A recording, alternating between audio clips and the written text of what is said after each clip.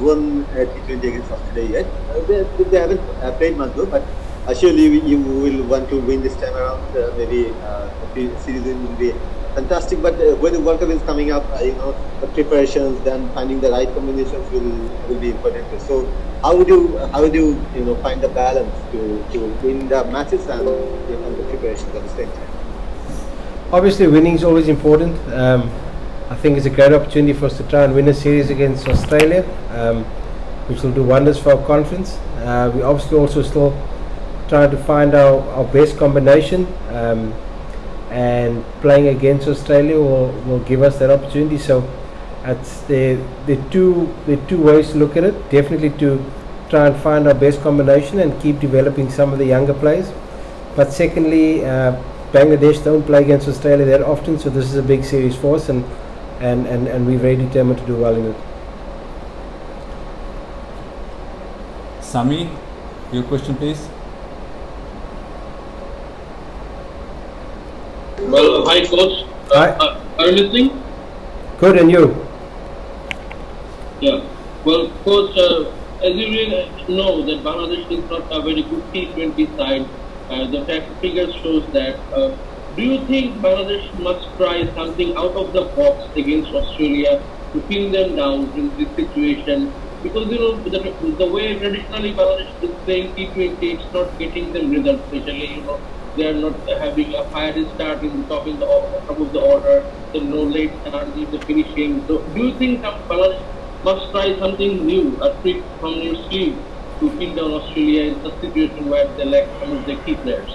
So yes, guys, and it's very frustrating continuously reading the negative articles about Bangladesh cricket team. It's why you guys say they're not a very good T20 team is beyond me. I think we've got some wonderful players. For sure, there's room for improvement, but I think the ingredients are there to be a really good T20 team. We know we don't have the physical attributes of a West Indies team that are big, powerful men, but we've got some skilled batsmen in our side, and I'm really pleading with the media to be a bit more positive about the team. There's just always negative comments, and that is very draining sometimes. So I disagree with you totally. I don't think we're a bad T20 team at all. I think we've got some wonderful T20 players who we've backed and supported, and there's more positivity about them. I think they can become a force to be reckoned with. We know we need to improve, that's obvious, but it's a process. We haven't played many T20s over the last year, and I mean the T20 series in New Zealand was disappointing, but we played really well against Zimbabwe, and we come into this series pretty confident, so I'm hoping we can get some positive reporting about the side going into this series and leading into the World Cup. Shubroto, your question please.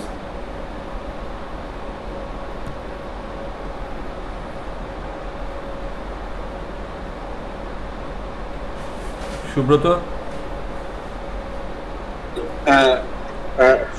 Russell, how possibility it is to do well against Australia after the Zimbabwe series? No Mushfiq, is that extra pressure for your side? There's always pressure when you play international cricket. I think it's I can't understand the stringent rules Australia have placed on Mushfiq's bubble. I mean, 10 days surely would have been enough, so very disappointing with the way they went about it. But look, we want to play against some of the best teams in the world. That's what we ask for, and it's a great opportunity for one or two of the other younger players or fringe players to come and make a play and show what they're capable of. So we know Mushfiq, Litton are two big losses for us, but we've got a biggish squad here, and we've got some quality players who can replace those players, so it's a great opportunity for them. Do you think Bangladesh capable to use the home advantage, especially in wicket? Are you looking for spin wicket? I think we always want to play on a good wicket. There's no doubt that the conditions here will possibly suit us a bit more than it would playing away from home. There's no doubt about that, but you've got to be able to play T20 cricket on good wickets, because that's what we're going to be faced when we're playing in the World Cup and playing away from home. So I'm pretty sure we'll get a good wicket for this series. Ekush, your question please. Is there any major injury concern in your team? I can't hear you, Ekush. Can you hear me? Hello? I can't hear you. Hello? Hello, can you hear me? I can hear you now. Okay. Is there any major injury concern in your team? First question. And second question is, what should be the right approach to face Mitchell Stark and Josh Hazelwood? Thank you. Firstly, no major injury concerns. Obviously, Shomo Saka is recovering from a mild strain that happened in Zimbabwe, but we're pretty confident that he'll be fit. And then Mitchell Stark and Cummins, and Hazelwood, we know they're quality bowlers. We've looked at some footage, but at the end of the day, you got to be playing the ball, not the man. End of the day, they're human. They're going to bowl some bad balls, and we've got to make sure our mindset's clear and absolute clarity is that we've got to make sure we put the bad ball away. We know they're quality bowlers, but at the end of the day, that we've got to play the ball, not the man. Sikandar, your question.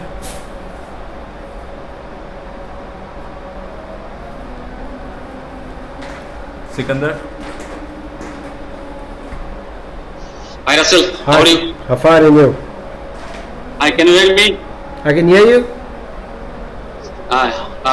Every team, I have two questions basically. One question is, every team play for their show their improvement and for win the game. After joining you with the Bangla, how much improvement you are seeing this time, and do you think this is the high time to beat Australia here in Bangladesh? Look, I definitely see some of the fringe players or what the media like to call the younger players putting in some big performances. Good to see the way Litton's coming through, Shomo showing some consistency, Naim Sheikh, young Shariful putting in some match-winning performances with the ball. So I'm very pleased with the progress of the side. We know we're not the complete team yet. We've still got a long way to go to become that, but there are some really good signs, and some of those young players or less experienced players are putting in big performances. And then I don't know how many series Bangladesh have played against Australia before.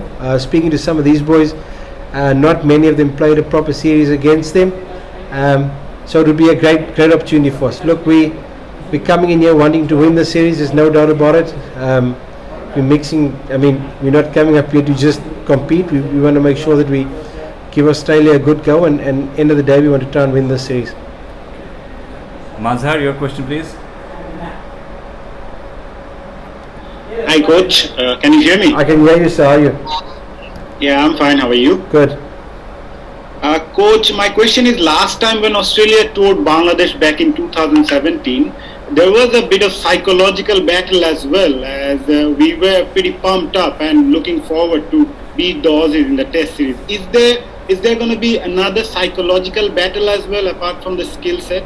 No, look, we obviously know Australia have got a rich history of cricket, but the history that's been created by Australian teams hasn't really been created by the group of players that are here at the moment, so we can only play against who we're facing. Bangladesh aren't scarred by playing against Australia in the past because they haven't played them that many times in the past. So like I've said, we know it's a great challenge. They're one of the powerhouses of world cricket, and for us to compete and win the series, we're going to have to be on top of our game.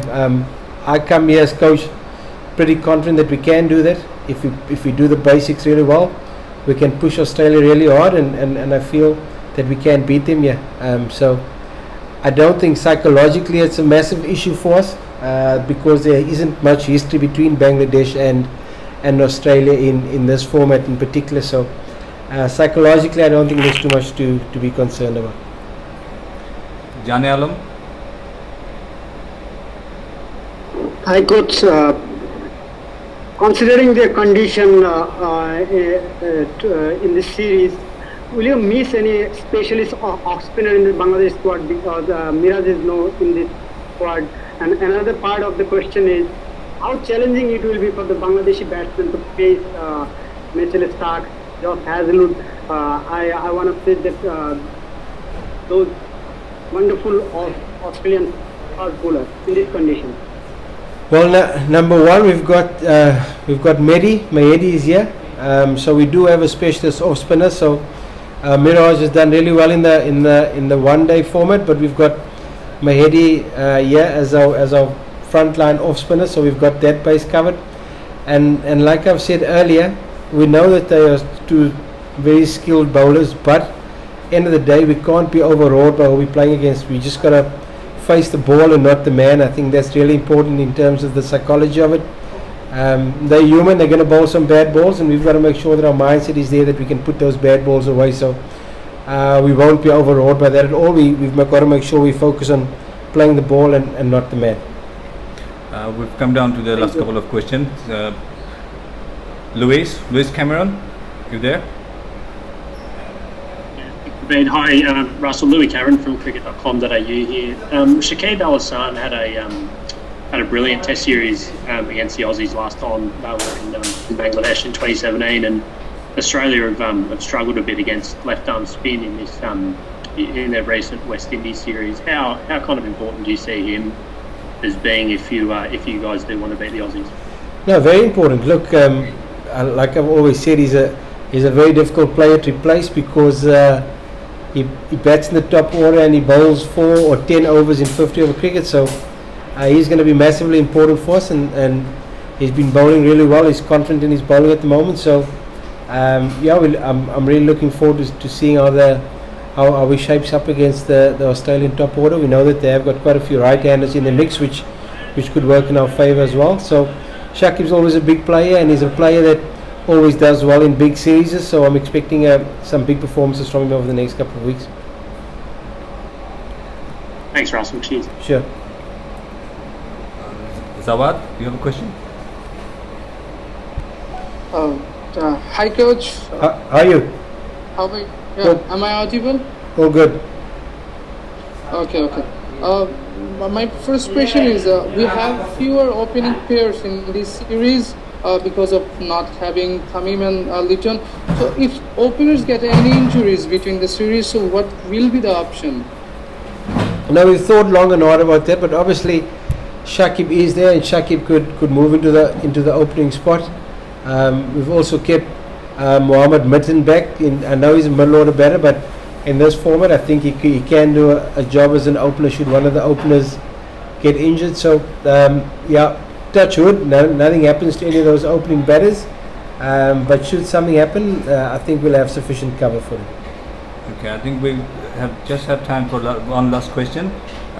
Sami, if you want to go ahead with your question, please. Well, Coach, Bangladesh traditionally have this spin-friendly wicket at home, and Australia have some quality leg spinner like Adam Zamba. And do you think that might also could backfire for Bangladesh if we go for a spin-friendly track, because they have the better quality spinners in their team, where we lack some good leg spinners. I'm with some people also have to come back to home as the only leg spinning option is not available. Yeah, look, I'd be reluctant to say they've got the better quality spinner. I think we've got some wonderful spinners in our team.